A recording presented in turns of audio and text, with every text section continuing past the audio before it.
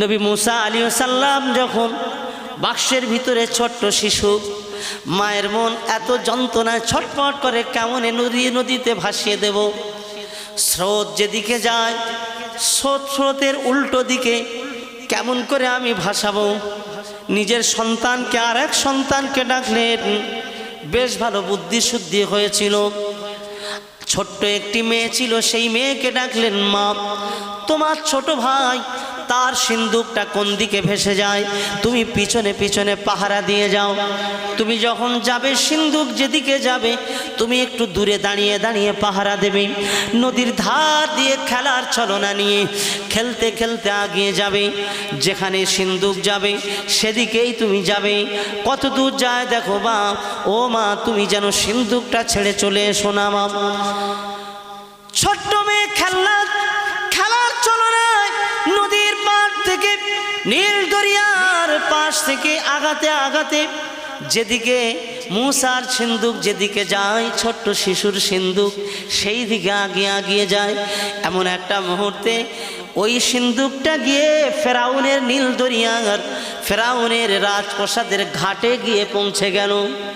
আম্মা জান আসিয়া, ফেরাউনের স্ত্রীর নাম ছিল আম্মা জান আসিয়া, ওই জায়গায় দেখতে পেলেন একটা সিন্দুক ভেসে এসেছে। খুব দ্রুত সিন্দুকের কাছে চলে গেলেন। তানার দাসীকে বললেন, শোনো, তুমি এই মুহূর্তে যাও, নামো, সিন্দুকটাকে উপরে তোলো। সিন্দুক উপরে তুলে খুলতে বললেন। মুহূর্তের ভিতরে দেখতে পেল এত সুন্দর একটি বাচ্চা।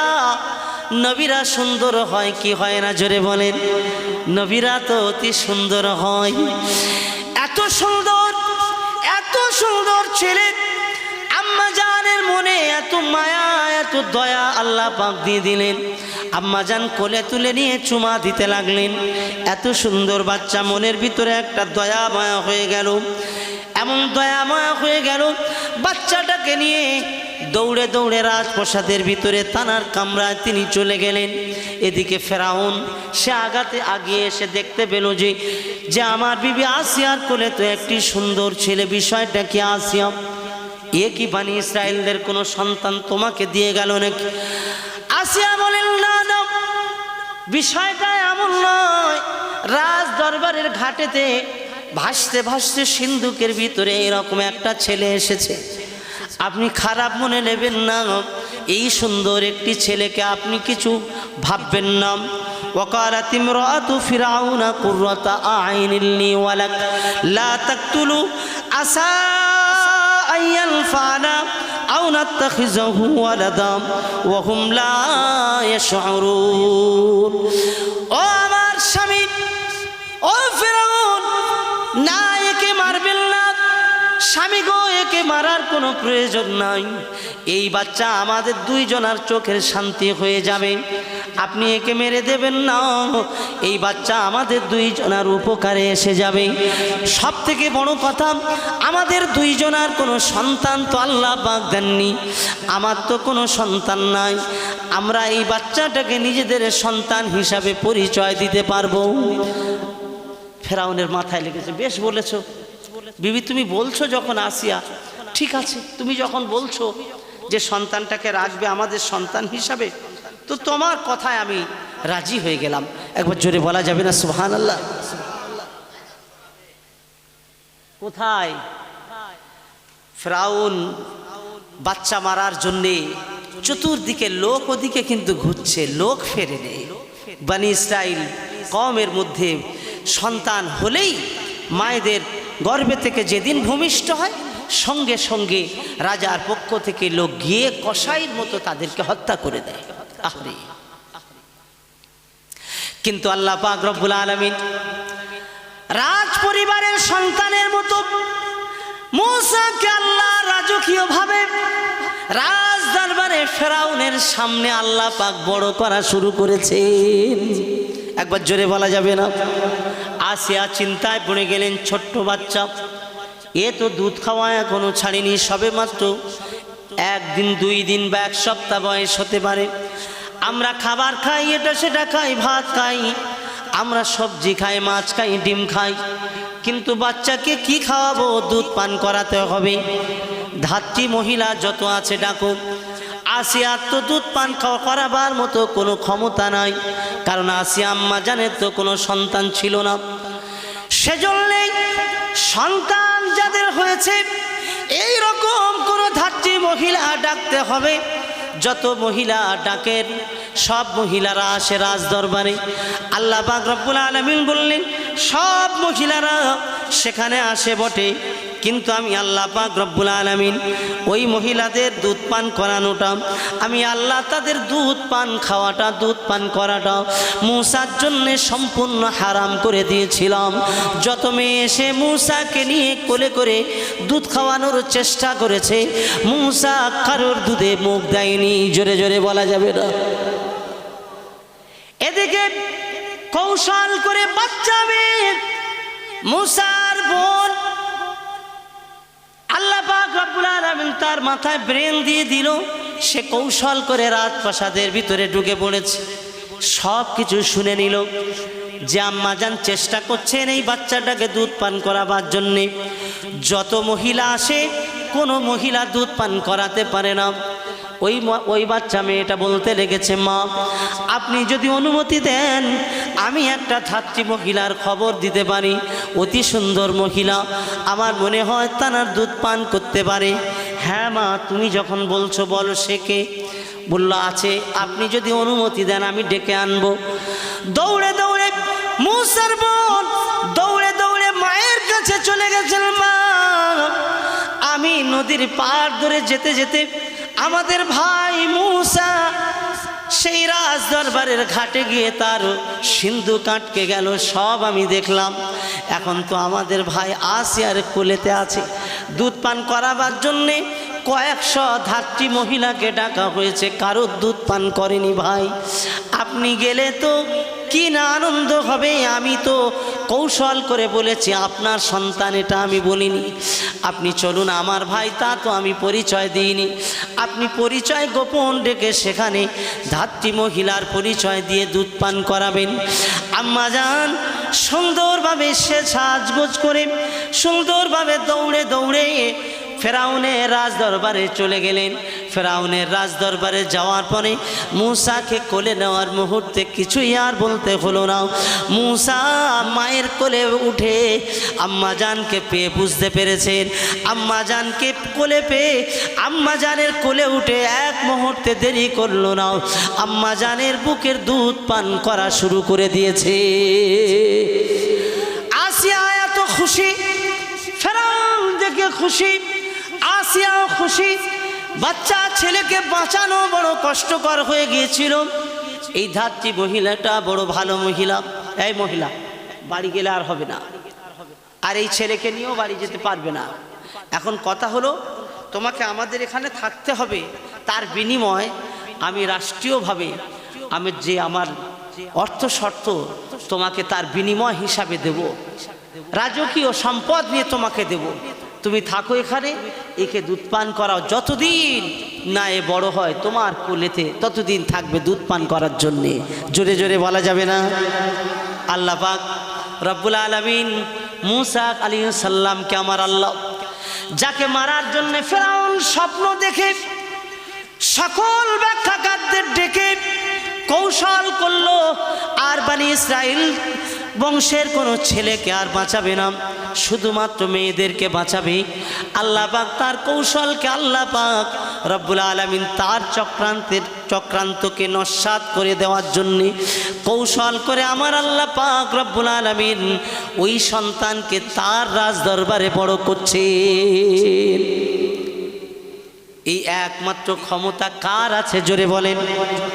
যারা পৃথিবীতে দেখবেন মানুষের উপরে জুলুম করে, অত্যাচার করে, মানুষকে হত্যা করে, মানুষকে সুস্থভাবে বাঁচতে দেয় না, সুস্থভাবে চলতে দেয় না, সুস্থভাবে কথা বলতে দেয় না, জুলুমবাজি করে দুনিয়ার জমিনে যা কিছু কায়েম করে, আল্লাহ পাক রব্বুল আলামিন তাদের রাজত্ব যখন ছিনিয়ে নেয় এই দুনিয়ায় দেখবেন তার পাশের লোক দ্বারা আল্লাহ পাক ছিনিয়ে নেয়।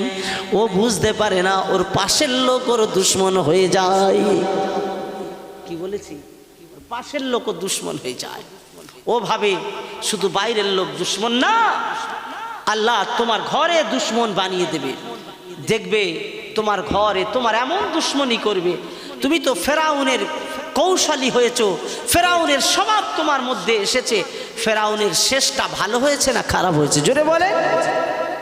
ফেরাউনের শেষটা ভালো নয়, খারাপ হয়েছে। আল্লাহ পাক রব্বুল আলামিন এই চারটি চরিত্র এই আয়াতের মধ্যে তুলে দিলেন। বান্দা মনে রাখো, আমি আল্লাহ পাক রব্বুল আলামিন মূসাকে যখন বড় করলাম, যুবক হয়ে গেল, ওয়ালাম্মা বালাগা আশুদ্দাহু ওয়াস্তাওয়া আতাইনাহু হুকমান ওয়া ইলমা ওয়া কাযালিকা নাজজিল মুহসিনিন। আমি মূসাকে বড় করে দিলাম। ওই রাজ দরবারে মূসা যৌবনে যখন পা দিল, বড় হয়ে গেল, 1 তারিখে আল্লাহ নবী মূসা আলাইহিস সালাম রাজ দরবার থেকে বাহির হয়ে বাইরের দিকে গিয়েছেন। বাইরের দিকে যাওয়ার পরে সেখানে দেখেন তানার বংশের একটা লোক আর ফেরাউনের বংশের একজন লোক, 2 যুবক তারা গন্ডগোল করে মারপিট করছে। 2 যুবক গন্ডগোল করছে, কথাকাটি করছে, হাতাহাতি করে। আল্লাহ পাকের নবী হবেন যিনি নবী মূসা, কালিমুল্লাহ হবেন। মূসা কি করলেন? ওই 2 যুবকদের কাছে গিয়েছে, শোনো তোমরা গন্ডগোল করো কেন? তোমরা কেন এমন গন্ডগোল করো? গন্ডগোল বন্ধ করো, শান্তিভাবে চলাফেরা করো। খুব বোঝালেন, কিন্তু দুজনে কেউ বোঝে না। উদ্ধত্ত দেখাতে শুরু করেছে ফেরাউনের গোষ্ঠীর লোক। বানি ইসরায়েল কওমের ওই যুবকের উপরে এত আঘাত করে কেন? বানি ইসরায়েল তো দুর্বল।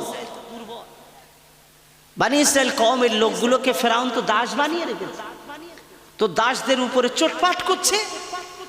আর নেতার কাছের লোক বলে কথা, যদি নেতার ড্রাইভার হয়, পুলিশের ড্রাইভার বেশি অত্যাচার করে না পুলিশ করে বলেন তো? রাত্রেবেলা গিয়েছেন কখনো, দেখেছেন? পুলিশ কিছু বলে না, ও ড্রাইভার অত্যাচার করে বেশি।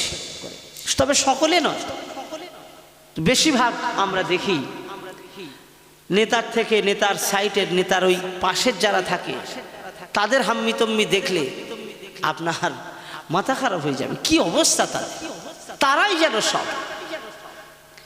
হ্যাঁ গো, বলে আসলের থেকে বাঁশের থেকে কঞ্চি কি লম্বা, তো সেরকম ফেরাউনের কাছের লোক, ওর তো একটু লম্বা চওড়া কথা হবে।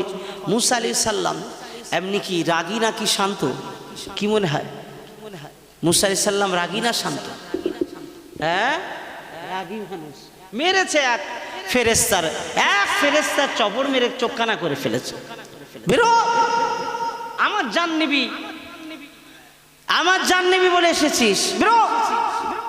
ফেরেশতা চোখ ওইভাবে হাতে করে ধরে নিয়ে দৌড়েছে।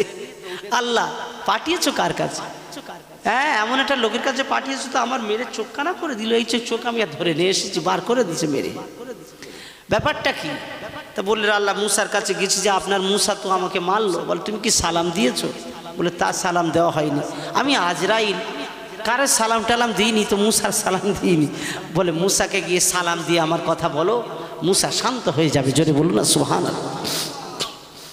তো মূসা আলাইহিস সালাম খুব রাগী মানুষ ছিলেন, তো রাগ ভরে মেরেছে একটা ঘুষি।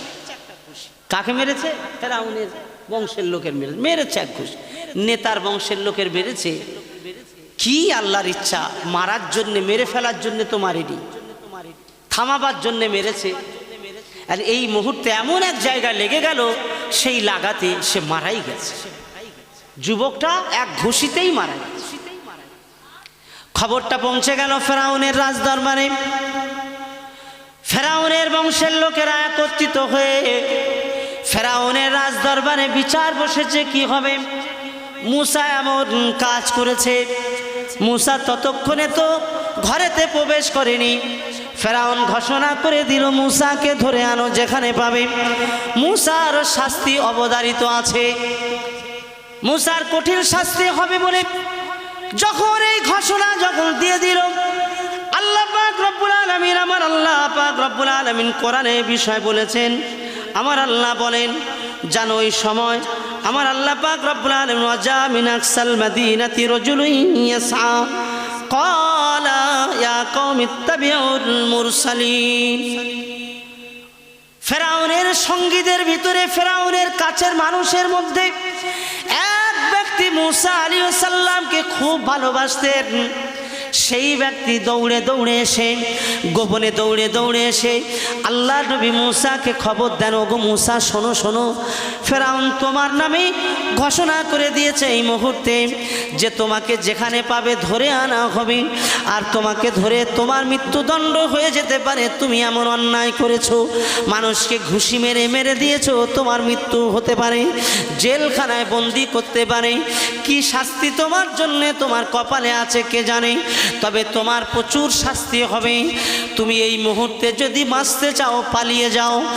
আল্লাহর নবী মূসা কালিমুল্লাহ বাঁচার জন্য এই ভয়ে ফেরাউনের হাত থেকে বাঁচার জন্য পালানো শুরু করেছে। দৌড়ে দৌড়ে দেশ ছেড়ে দৌড়ে দৌড়ে মাদায়েন শহরের দিকে, মাদাইনে তিনি পালিয়ে গেলেন। কোথায় পালিয়েছেন? মাদাইনে। আর ফেরাউনের রাজদরবারে প্রবেশ করেনি, যুবক হয়ে মাদাইনে চলে গেছে। মাদাইনে যখন চলে গেল, একটা জায়গা গিয়ে দেখেন ফেরাউন, একটা জায়গা গিয়ে আল্লাহর নবী মূসা গিয়ে দেখেন কুয়া আছে, কুয়ার কাছে লোকজন, প্রচুর পরিমাণে লোকজন দাঁড়িয়ে আছে পানি তোলার জন্যে। দূরে দুইটা মেয়ে তারা দাঁড়িয়ে আছে দূরে। নবী মূসা আলাইহিস সালাম অনেকক্ষণ একটু পানি খাওয়ার জন্যে কুয়ার কাছে গিয়ে দাঁড়ালেন। দূরে লক্ষ্য পড়ে গেল ওই সুন্দরী মহিলা, তারা দূরে দাঁড়িয়ে আছে। এত সুন্দরী মহিলা দূরে কেন দাঁড়িয়ে আছে? তারা, তাদের কাছে আছে দুটো কলসি, আর রয়েছে তাদের কাছে কিছু পশু জন্তু কিছু রয়েছে, তারা কিছু বকরি নিয়ে এসেছিল। ওই মহিলারা দাঁড়িয়ে থাকা দেখে নবী মূসা আলাইহিস সালাম জিজ্ঞাসা করলেন, বোনেরা তোমরা কেন এখানে এভাবে দাঁড়িয়ে আছো বলো? বলল না, আমরা এভাবে দাঁড়িয়ে থাকতাম না, ওইখানটায় অনেক মানুষ জমে আছে, তো আমরা ওইখানে যাওয়ার মতো এই মুহূর্তে আমরা পুরুষের সামনে যেতে পারবো না, পুরুষের মাঝে এই মুহূর্তে আমরা যেতে পারবো না, পুরুষের মাঝে যাওয়াটা আমাদের জন্য ঠিক হবে না। তার ওরা পানি নিয়ে পুরুষেরা চলে গেলে আমরা যে জন্তু জানোয়ার এনেছি এগুলোকে আমরা পানি পান করাবো, আমরা নিজেরা পানি নিয়ে আমাদের বাড়িতে যাব। আবুহুন শাইখুন কাবীর, আমরা অপেক্ষা করছি, আমাদের বাড়িতে বৃদ্ধ একটা বাবা আছে, আমাদের বৃদ্ধ বাবা ছাড়া আর বাড়িতে কেউ নাই, আমাদের বাবার জন্য আমাদের একটু মনটা ছটফট করে, আমাদের আব্বাজান বড় দুর্বল, বড় বৃদ্ধা, তাই বড় বৃদ্ধ মানুষ তিনি, আমরা দুই বোন ছাড়া আমাদের বাড়িতে আর কেউ নয়, একটু আগে আমাদের পানির ব্যবস্থা হয়ে গেলে ভালো হয়। আল্লাহ পাকের নবী মূসা বললেন, চিন্তা করো না, আমি পানি খাওয়ানোর ব্যবস্থা করে দিচ্ছি। এক মুহূর্তে সকলকে সরিয়ে দিয়ে আল্লাহর নবী মূসা কালিমুল্লাহ সেই পশুগুলো নিয়ে পানি পান করিয়ে দিয়ে ওই কুয়া থেকে ওদের জন্য পানি তুলে দিলেন। পানি তুলে দিয়ে বললেন, যাও বোনেরা তোমরা এবার সুস্থভাবে বাড়ি চলে যাও। বাড়িতে যাওয়ার পরে বৃদ্ধ বাবা জিজ্ঞাসা করেন, ও মা, ওগো আমার মা নিয়ে গেছেন যুদ্ধের ময়দানে উহুদ বলে, মদিনা থেকে 2.5 কিলোমিটার দূরত্ব, মদিনার মসজিদে নববী থেকে দেখা যায় উহুদের ময়দান, উহুদের পাহাড় দেখা যায়। উহুদের পাহাড়ের পাশেই আল্লাহর হাবিব সেখানে গিয়েছেন। হে যুবক, কথাটা শুনে রেখে দাও, নবী পাক নিজেই লড়াইয়ের ময়দানে ইসলামকে বাঁচানোর জন্যে, ইসলামের বাণী প্রচারের জন্যে যারা বিরোধিতা করে ইসলামকে মিটিয়ে দিতে এসেছে উহুদের ময়দানে, আমার নবীকে মেরে দেবে বলে যারা এসেছে চতুর্দিকে ঘিরে নিয়েছে, আল্লাহর হাবিব ঠিক ওই জায়গায় দাঁড়িয়ে লড়াইয়ের ময়দানে লড়াই করতে গিয়ে আমার নবী পাকের দান মোবারক শহীদ হয়ে গেল, দাঁত ভেঙে গিয়েছে, ঝরঝর করে জমিনের উপরে রক্ত পড়ে যায়, উহুদের ময়দান লাল হয়ে গিয়েছে, আল্লাহ পাকের আসমান কেঁপে গেছে, আমার নবী পাকের দাঁত মোবারক শহীদ হয়ে গেল। আল্লাহর হাবিবের এই মুহূর্তে এত কষ্ট হয়ে গেছে, আল্লাহর হাবিব তাড়াতাড়ি করে তিনি একটা জায়গায় বসে পড়লেন, লুকিয়ে পড়লেন। বিশ্ব নবীর এক সাহাবী দৌড়ে দৌড়ে এসে আমার নবী পাকের যেখানে রক্ত পড়েছিল উহুদের ময়দানে ওই জায়গায় দৌড়ে দৌড়ে চলে গেলেন। ওই রক্তটা পাজা করে ধরে নিয়ে রক্তগুলো নিয়ে কাউকে কিছুই না বলে খেয়ে ফেললেন। আমার হাবিবুল্লাহ রক্ত খাওয়াটা দেখতে পেয়েছেন, সাহাবীকে ডাকলেন, বাবা সাহাবী তুমি কি করলে বাবা? বলে ইয়া রাসূলুল্লাহ, হাবিবাল্লাহ, এই ময়দানে আপনার রক্তর উপরে কেউ যদি পা দিয়ে দেয় বেয়াদবি হয়ে যাবে। আপনার রক্ত বেয়াদবি করে ফেললে পৃথিবী ধ্বংস হয়ে যাবে। আপনার রক্ত যদি কেউ বেয়াদবি করে দেয় আমি সহ্য করতে পারবো না।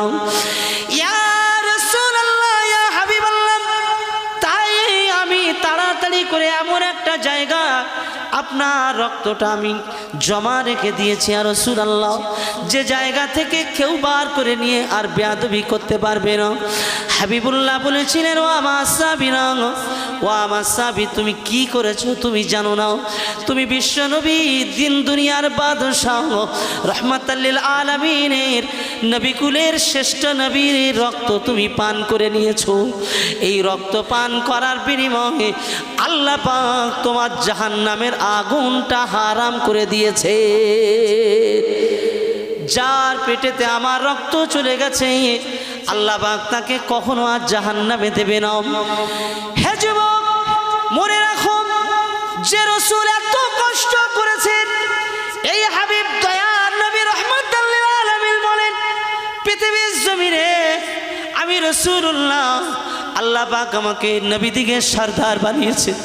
সেই আমি নবী আমার সাহাবীদেরকে মৃত্যু সাহাবীরা আমার সামনে ছটপট করে ইসলামের জন্য মৃত্যুবরণ করেছে। আমার সামনে জীবন দিতে আমি দেখেছি আমার সাহাবীদেরকে। উহুদের ময়দানে আমার চাচা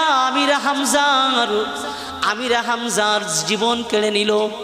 আমিরা হামজা আমার চাচা জানের জীবন শুধু কেড়ে নিল না, তোমার জীবন কে কেড়েছে? হে যুবক, তোমাকে একটা ইসলামের জন্য থাপ্পড় খেতে হয়নি, তোমাকে একদিন গাল শুনতে হয়নি, তোমাকে একদিন বড় কথা শুনতে হয়নি। আমার নবীর চাচা জান আমিরা হামজাকে মেরে দিয়ে কলিজা ছিঁড়ে কলিজা চিবিয়ে চিবিয়ে খেলো উহুদের ময়দানে। হাবিবুল্লাহ চাচা জানের হাত কেটে নিল, পা কেটে নিল। আল্লাহর হাবিবের ফুমা দৌড়ে দৌড়ে আসলেন। আল্লাহর হাবিব বলেছিলেন, আমার ফুমাকে আমার চাচা জানের লাশ দেখাবে না। কিন্তু এমন একটা মুহূর্ত হলো ওই চাচা জানের লাশ দেখাবে না বলেছেন। আম্মা জান এসে বললেন, ও নবী, বিশ্ব নবী মুহাম্মদ সাল্লাল্লাহু আলাইহি ওয়াসাল্লাম, তুমি আমার ভাইয়ের লাশ আমাকে দেখাও। আমিরা হামজার লাশ কোথায়? আমি জানি আমিরা হামজা শহীদ হয়ে গেছে। আল্লাহর হাবিব মাথাটা নিচু করে রইলেন ফুমার সামনে। ফুমা বললেন, মোহাম্মদ, আমি জানি তুমি কেন আমার লাশ দেখাতে চাইছো না। আমার ভাইয়ের কলিজা চিবিয়েছে, আমি সব শুনেছি, আমার ভাইয়ের হাত পা কেটে নিয়েছে, তবু আমি দেখতে চাইছি, আমাকে দেখিয়ে দাও। হযরতে রাসূল পাক দিল দুনিয়ার বাদশা হাবিবুল্লাহর ফুমা বলেন, ও মুহাম্মদ, আমি সাফিয়া, আমি সব শুনেছি, আমি সব জানি। আমার আমিরা হামজার কলিজাটা যখন চিবিয়েছিল, আমার খবর যাওয়ার পরে আমি অজ্ঞান হয়ে পড়েছিলাম। আমার ভাইজানের কলিজা চিবিয়ে কেমন করে খেলো। আমি সাফিয়া আমার ওই ভাইয়ের চেহারাটা শেষবার একবার দেখে নিতে চাই। আল্লাহর হাবিব দয়া নবী বললেন, ওই উহুদের ময়দানে যে আমার চাচা জানের কলিজা চিবিয়ে খেয়েছে, ইসলাম যখন বিজয় হয়ে গেল, যখন ইসলাম বিজয় হলো, মক্কা শরীফ যখন বিজয় হয়ে গেল, আমি বলেছিলাম, কারা আছো কেউ পালিয়ে যেও না, আল্লাহ বড় দয়াময়, তোমরা যদি ক্ষমা চাই, তোমরা যদি ইসলামের ভিতরে আসতে চাও, আল্লাহ তোমাদেরকে ক্ষমা করে দেবেন। ওই মুহূর্তে একজন দৌড়ে দৌড়ে আসলো আল্লাহর হাবিবের দরবারে, মক্কার জমিনে আমার নবীর দরবারে এসে বললেন, আল্লাহর হাবিবের দরবারে এসে বললেন, ও মোহাম্মদ, আল্লাহ কি আমাকে ক্ষমা করবেন? আমার নবী বললেন, কে তুমি?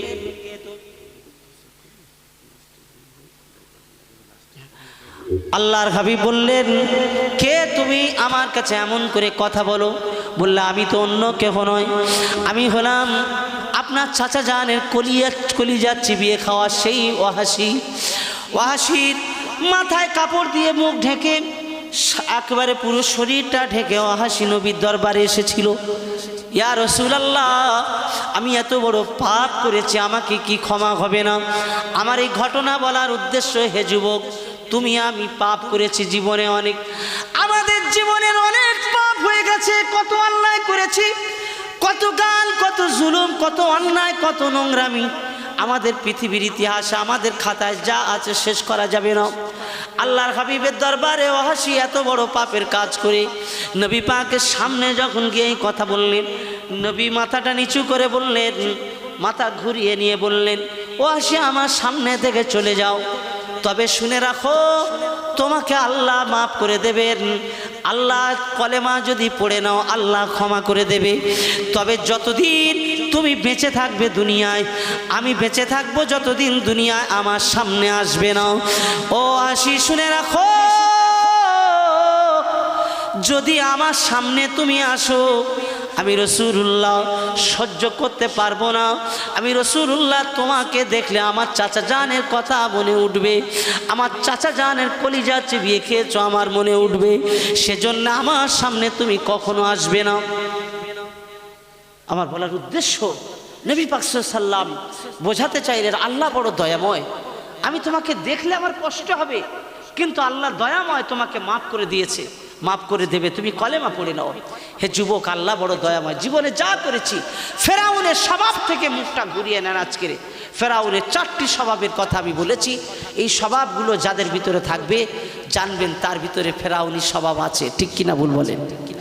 আজ এই কোরআনের একটি সূরা কাসাসের আয়াত থেকে যতক্ষণ সম্ভব আমি আপনাদের কাছে 2 ঘন্টার অধিক সময় নিয়ে 2 ঘন্টা 17 মিনিট প্রায় হয়ে গেল, অর্থাৎ 2 ঘন্টা প্রায় 10 মিনিট 12 মিনিট মতো আমি আলোচনা করছি। আলহামদুলিল্লাহ, আল্লাহ পাক যা বলিয়েছেন আল্লাহ পাক কবুল ও মঞ্জুর করে নেন। আমার পরে আমার অত্যন্ত প্রিয় ভাই আমার পিছনেই এসে বসে রয়েছেন, সব তো আমার ভালোবাসার মানুষ, বিশেষ করে এই যে কমলপুর মাদ্রাসা, আপনারা সব জানেন না? জানেন না? কমলপুর মাদ্রাসা, কমলপুরে মাদ্রাসা অত্যন্ত সুন্দর পরিষেবার মধ্য দিয়ে প্রতিষ্ঠানটা চলে। ভাই ওখানে বড় হুজুর হিসাবে দায়িত্বে আছেন আমার জনাব হযরত মাওলানা ভাই ফারুক সাহেব, আপনারা তাকে ভালোবাসেন, আজকের দাওয়াত করেছেন তাকে। ছোট হুজুর তো এসে বসেই আছে দেখছেন। আর আরেক বন্ধু ভাই এবার আলোচনা করবেন আমাদের জনাব হযরত মাওলানা ইব্রাহিম সাহেব, আমার ভাইয়ের নাম আরও সুন্দর করে বলে দেবেন। আমি আপনাদের কাছে বললাম আমার ভাইয়ের কথা, আল্লাহ হায়াতে তয়্যিবা দান করুক সকলের, আল্লাহ পাক আমাদের ঈমান আমলের উপরে থাকা তৌফিক দান করুক। জোরে বলুন আল্লাহুম্মা আমিন। ওমা তৌফিকি ইল্লা বিল্লাহ। আসসালামু আলাইকুম, মুহাব্বতে দরুদ শরীফ আল্লাহুম্মা। হ্যালো, ধন্যবাদ বন্ধুবার আমানুল্লাহ, মাওলানা আমানুল্লাহ সাহেবকে। এবারই আপনাদের সম্মুখে ওয়াজ ও নসিহত করিবেন বনগাঁ থেকে আগত হাফেজ মাওলানা মোহাম্মদ ইব্রাহিম সাহেব। আপনারা এদিক ওদিকে অযথা ঘোরাফেরা না করে এই পাক মাহফিলে এসে বসে যান। সকলে মহাব্বতের সঙ্গে তাকবীর দেন। নারায়ে তাকবীর, নারায়ে তাকবীর, নারায়ে তাকবীর।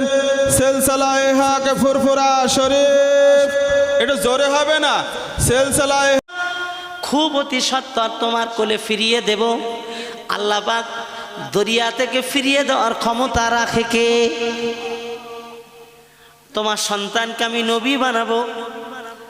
মায়ের মন তো তবুও মনে মনে একটা চিন্তা হয়, বাক্সের মধ্যে সন্তানকে দিয়ে বন্ধ করে দিয়েছে।